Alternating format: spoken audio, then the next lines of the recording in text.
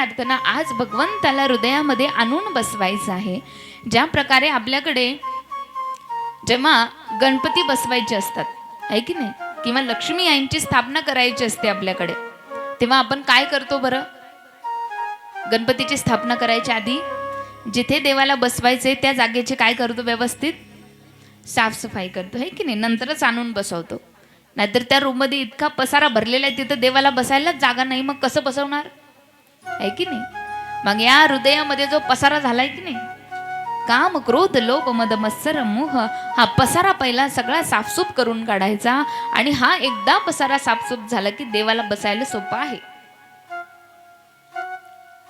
भगवंत समोर दिसावा नाही, चित्तामध्ये दिसावा नाही झालं तरी एवढी तरी श्रद्धा असावी, एवढी तरी भक्ती करावी की भगवंत किमान स्वप्नात तरी दिसावा।